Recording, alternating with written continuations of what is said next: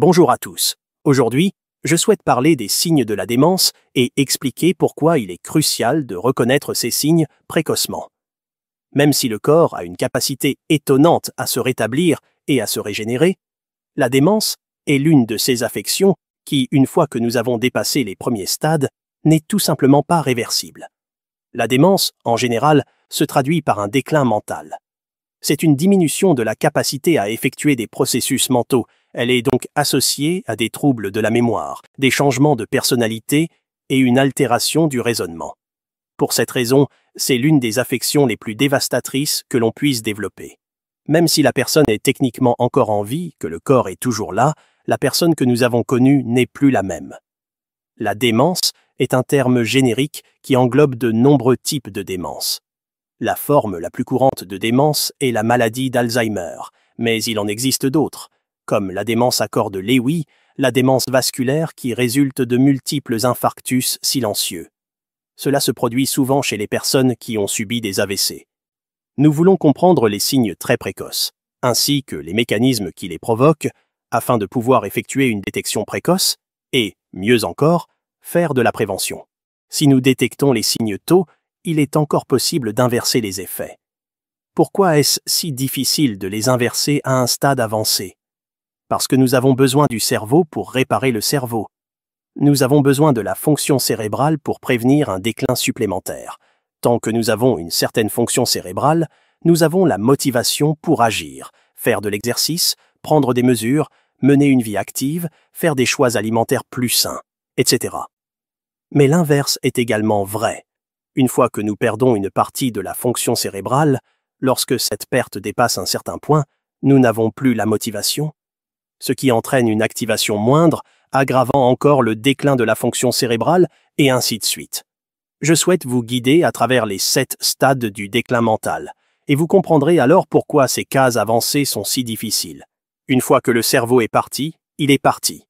Commençons. Premier stade. Ce stade est un déclin très léger, et nous sommes encore du côté vert du spectre. Ce n'est pas vraiment de la démence à ce stade. C'est quand nous oublions des choses occasionnellement. Nous n'avons peut-être pas accès immédiatement à des mots familiers, nous ne nous souvenons peut-être pas aussi rapidement de l'emplacement des objets qu'avant, et cela est tout à fait normal. Nous avons tous des jours avec et des jours sans, et cela pourrait très bien être lié à l'âge. Un autre point à comprendre est que, en ce qui concerne la dégénérescence cérébrale, c'est un processus continu auquel nous sommes tous soumis dans une certaine mesure. Mais le secret est de faire en sorte que cela progresse si lentement que nous puissions vivre nos vies et terminer notre existence avec autant de fonctions que possible. Deuxième stade. La démence à un stade précoce. Vous êtes maintenant officiellement en train de développer une démence. Vous êtes encore dans les premiers stades. C'est toujours considéré comme un déclin léger. Mais certains signes commencent à apparaître, comme oublier les noms. Vous êtes en conversation avec quelqu'un, on vous présente, vous essayez de vous rappeler son nom.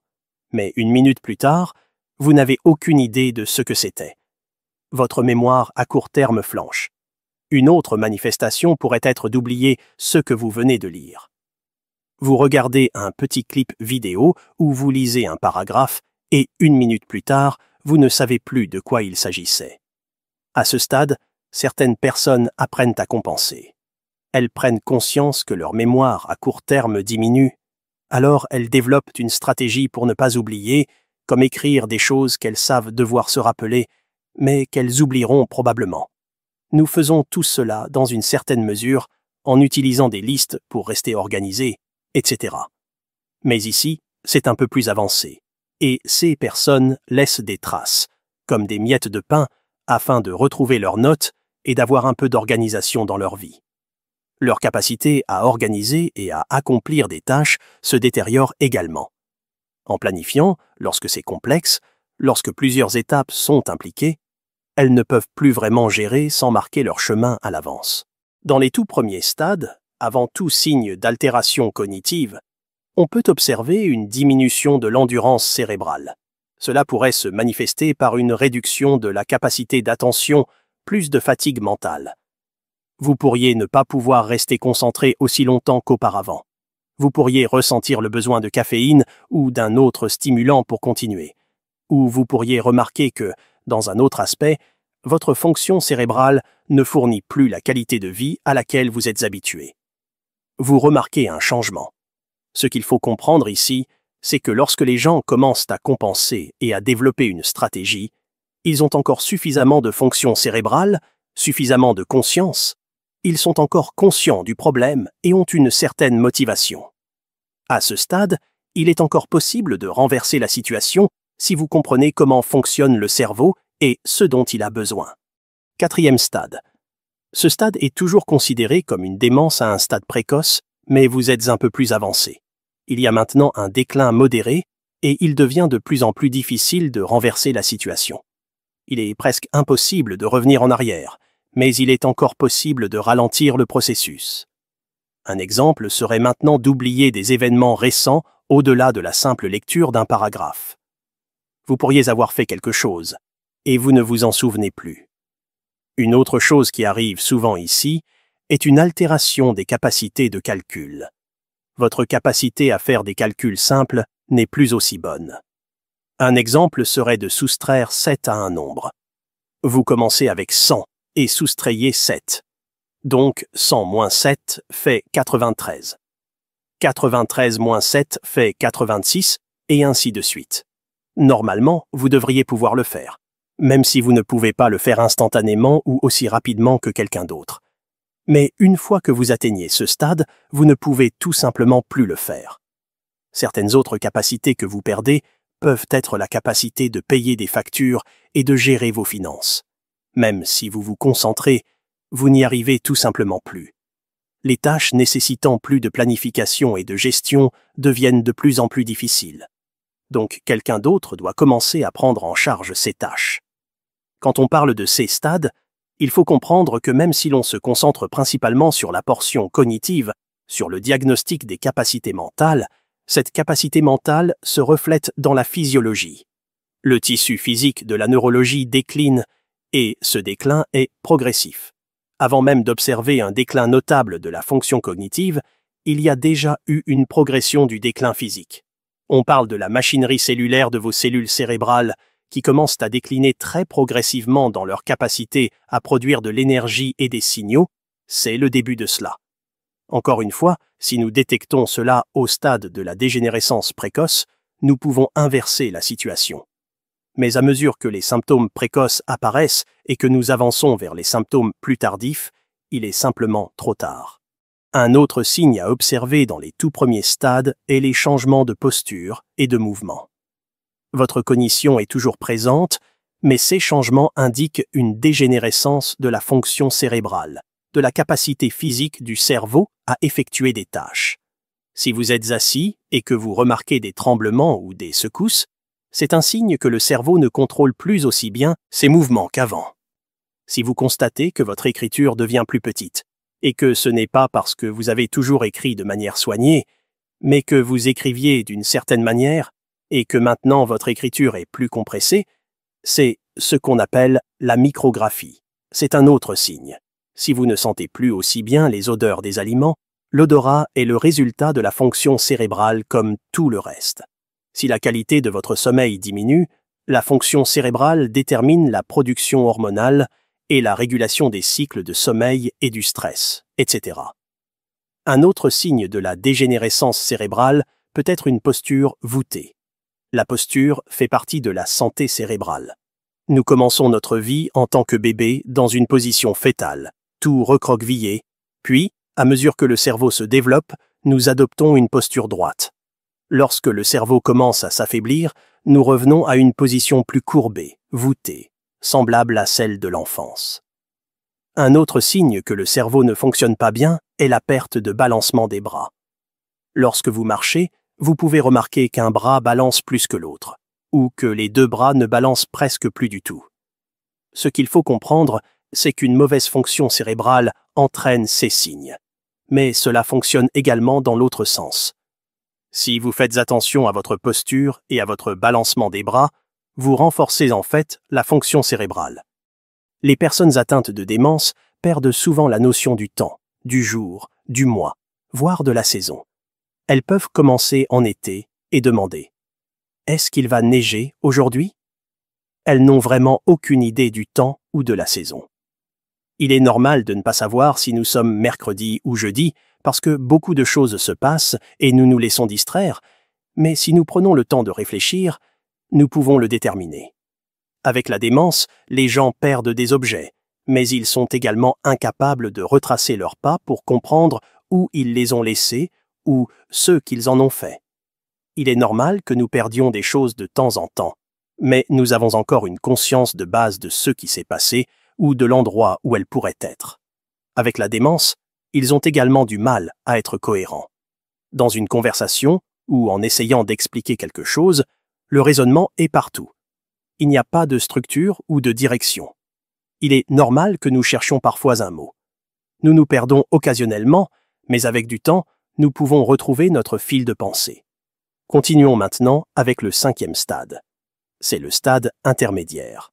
Vous êtes maintenant au milieu, ou même au-delà du milieu du spectre. C'est un déclin modéré à sévère et des dommages cérébraux. Ces personnes ne peuvent pas se rappeler des choses très basiques qu'elles ont rencontrées et connues toute leur vie. Tout d'un coup, elles ne connaissent plus leur propre adresse ou leur propre numéro de téléphone. Bien sûr, leur capacité à réaliser et à se rappeler le temps, le jour ou la saison se détériore encore, et elles ont du mal à choisir des vêtements appropriés pour la saison ou le temps. Je ne veux pas approfondir les causes, mais je veux les mentionner brièvement ici. Vous pouvez développer une démence, vous pouvez avoir des lésions cérébrales dues à une blessure ou un traumatisme, mais c'est relativement rare. La grande majorité sont dues à une maladie cérébrale et une dégénérescence.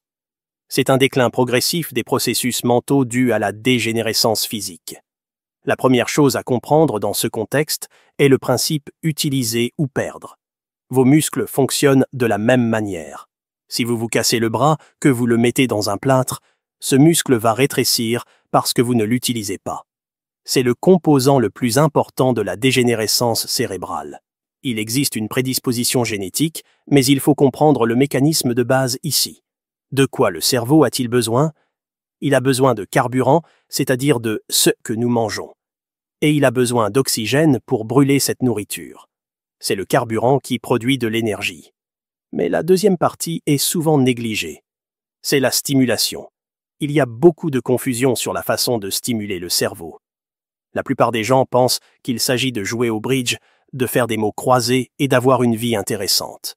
Mais en réalité, la majorité, plus de 90%, de la stimulation des signaux qui maintiennent le cerveau en vie provient du mouvement. C'est pourquoi l'exercice est si important. Ce n'est pas le meilleur moyen pour inverser la résistance à l'insuline, mais c'est le meilleur pour garder votre cerveau en vie. Si vous ne le stimulez pas, vous verrez une réduction du flux sanguin, ce qui fait partie de cette dégénérescence cérébrale. Si vous ne l'utilisez pas, c'est ainsi que le cerveau finit par recevoir moins de flux sanguin. Un autre facteur qui peut accélérer cette dégénérescence est l'inflammation neuronale, liée à la maladie métabolique. Même si la plupart des gens s'inquiètent de leur métabolisme pour la perte de poids ou le diabète, il faut comprendre que la maladie d'Alzheimer et la démence sont souvent appelées diabète de type 3. C'est à quel point le lien entre les deux est fort. Être résistant à l'insuline et avoir un syndrome métabolique, une maladie métabolique, est une cause d'inflammation neuronale. D'autres causes supplémentaires peuvent être les toxines, qui enflamment le corps, et les toxines provenant des aliments et du tractus gastro-intestinal, donc des agressions environnementales et alimentaires.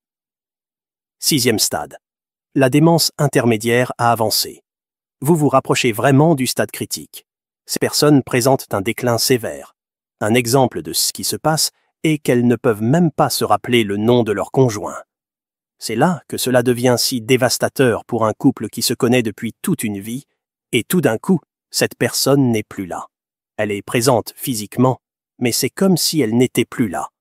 Ces personnes doivent être surveillées en permanence. Elles sont souvent placées en institution à ce stade parce qu'elles ont tendance à errer et à se perdre, et elles ont très peu de jugement sur la façon de prendre soin d'elles-mêmes, ce qui les rend très vulnérables aux blessures. Elles ne peuvent même plus accomplir les tâches les plus basiques pour prendre soin d'elles-mêmes. Elles ont besoin d'aide pour s'habiller et manger. Et de plus, il ne reste pratiquement rien de leur personnalité d'origine. il y a des troubles majeurs de la personnalité. Le 7e stade est la démence à un stade avancé. Vous êtes presque totalement parti, et c'est un déclin très sévère. Ces personnes sont complètement détachées. Elles ne sont pratiquement plus présentes du tout. Elles ne réagissent plus. Vous leur parlez, vous faites des gestes, et il n'y a aucune reconnaissance de quoi que ce soit. Elles peuvent produire des mots aléatoires, mais il n'y a aucun contexte ou sens à cela. Elles n'ont aucune conscience d'elles-mêmes ou de leurs conditions. Une autre chose qui arrive souvent à ce stade est qu'elles ne peuvent même plus avaler. Si vous les nourrissez, j'espère que vous pouvez vraiment comprendre que les choses que nous associons généralement à la démence, ce sont des stades trop avancés pour pouvoir agir. Lorsque vous êtes à ce stade, lorsque vous avez la capacité de compenser, lorsque vous avez un peu de motivation pour développer des stratégies, c'est à ce moment-là que vous devez remarquer et faire quelque chose dès les premiers signes, même avant tout déclin cognitif. Lorsqu'il y a juste une petite perte d'endurance cérébrale ou un changement de posture, c'est là qu'il est temps d'agir. Si vous avez aimé cette vidéo, donnez-lui un pouce en l'air et abonnez-vous à notre chaîne, car nous allons élaborer davantage sur les moyens de prévenir la démence dans nos prochaines vidéos. Merci et prenez soin de vous.